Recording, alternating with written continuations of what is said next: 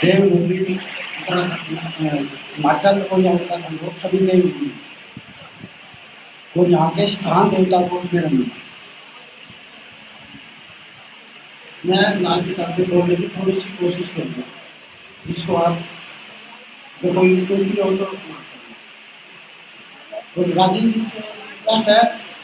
इसके बाद में तो लाल किताब का एक एग्जाम्पल बताने की कोशिश करूँगा कि लाल किताब कितनी परफेक्ट है और कितनी साइंटिफिक है। कल हमारी बात हो रही थी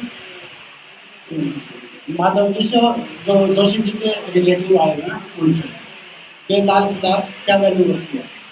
उसका एक सिंपल सा लॉजिक और एग्जाम्पल दूंगा कि कितनी बड़ी परफेक्शन के साथ किसी ने हमें लाल किताब सिखाई है।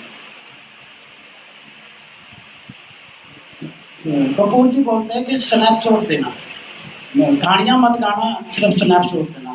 तो उसी की एक ट्राई मारता हूँ, 2-3 जो भी मेरे को याद है। जन्म तारीख और जन्म समय, जन्म तारीख और जन्म समय का ग्रह लाल किताब में बहुत वैल्यू रखता है। जिसका भी जन्म समय और जन्म तारीख का समय, सपोज करो सैटरडे को पैदा हुआ है और सैटरडे के टाइम में पैदा हुआ है, उस साल वो उसके लिए उस जन्म का पावरफुल ग्रह है सैटरडे। उस जिंदगी में उस सैटरडे को उसकी कभी डेथ नहीं होगी, कभी उसकी कुंडली में अगर वो खुद शनि को खराब ना करे, शनि को अगर खुद खराब ना किया तो ये शनि उसको बहुत पावर देगा, उसको कभी नुकसान नहीं देगा। आप अगर उसको खराब कर लोगे तो उसकी कोई गारंटी नहीं है कि वो आपको ले, लेकिन उसकी सैटरडे को मृत्यु नहीं होगी। इसका एक बहुत बड़ा एग्जांपल मेरे साथ, मेरे जहाँ पे मैं जॉब करता हूँ उसमें है। अब एक एरोप्लेन में ब्लास्ट हो गया था और उसमें सैटरडे वाला जो मैं बता रहा हूँ, इसी लॉजिक का एक बंदा था, बहुत सारे उसमें डेथ हुई थी, एक वो बचा हुआ था। ये लाल किताब की महिमा है, जो उन्होंने बताया कि इतनी बड़ी पावर आने के बाद, इतनी बड़ी नुकसान होने के बाद भी अगर उन्होंने ये बताया कि इस तरह का आदमी नहीं जाएगा, उसको नुकसान नहीं होगा, तो हुआ नहीं। अब दूसरा एक और पॉइंट लेता हूँ मैं। 10th हाउस में अगर फीमेल ग्रह हो और 8th हाउस में भी फीमेल ग्रह हो, लेकिन अकेले होने चाहिए, मतलब जो किसी के साथ कॉम्बिनेशन में ना हो। अकेला 10th हाउस में फीमेल ग्रह हो और 8th हाउस में भी फीमेल ग्रह हो, तो जो 10th हाउस का फीमेल ग्रह है वो 8th हाउस में आके बोलने लगता है। उसका रिजल्ट 8th हाउस से भी देखने को मिलता है।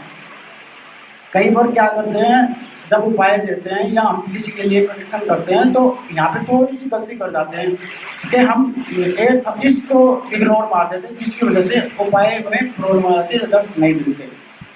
सेम 6th हाउस से भी है, 6th हाउस और 4th हाउस का भी सेम कॉम्बिनेशन बनता है।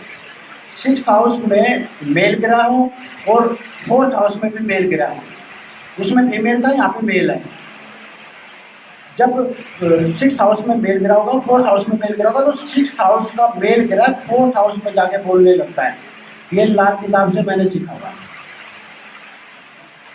अगर एग्जाम्पल पे ले लेते हैं, अगर मंगल 4th हाउस में हो और 6th हाउस में बृहस्पति हो, तो वहाँ पे 4th हाउस में बृहस्पति बोलने से जो मंगल की नेगेटिविटी है 4th हाउस में, वो काफ़ी कम देखने को मिलेगी। आप इस पर ट्राई करना। मैं थोड़ा सा वैदिक भी है, तो मैं 1-2 पॉइंट वैदिक के भी ले लेता हूँ। राहु की महादशा जब आती है तो हर आदमी डरने लगता है, अब पता नहीं क्या होगा, कौन सी प्रॉब्लम्स आएगी, हमें क्या क्या फेस करना पड़ेगा। लेकिन जब राहु की महादशा चल रही हो, उसमें अन्य ग्रहों की, वक्री ग्रहों की दशा आ जाए, अंतर्दशा आ जाए, पतंतर दशा आ जाए, वो आदमी को उस टाइम वो देके जाता है जो वो पहले खो चुका होगा, उसको वो मिलता है जो वो पहले अपना लॉस कर चुका होगा। उसमें मान सम्मान, अपना कैरियर या बहुत सारी चीज़ें हैं। एक एग्जांपल मैं लेता हूँ। एक तो नॉर्थ के सीएम थे, उन्होंने अपना सब कुछ गंवा दिया था पहले। बृहस्पति उनका खराब था तो उन्होंने काफ़ी कुछ गंवा दिया था। जब नहीं, उन मंगल खराब था। जब उनकी राहु की महादशा आई, उसमें अन्य ग्रहों की वक्री ग्रह की महादशा आई थी, तो उन्होंने सब कुछ मिला उनको, जो उन्होंने पहले गंवाया था। उनके पास अपने खाने के पैसे भी नहीं बचे थे।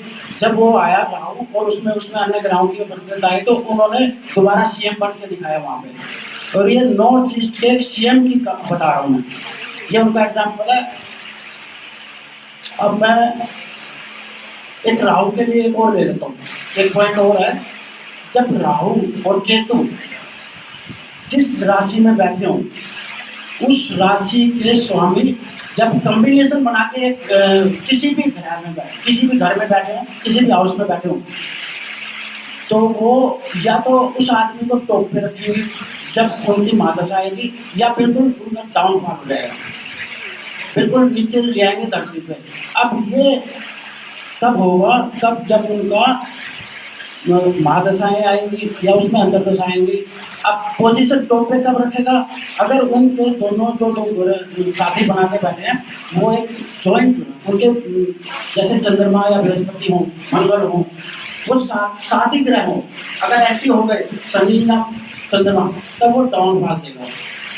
ये वैदिक का फॉर्मूला है।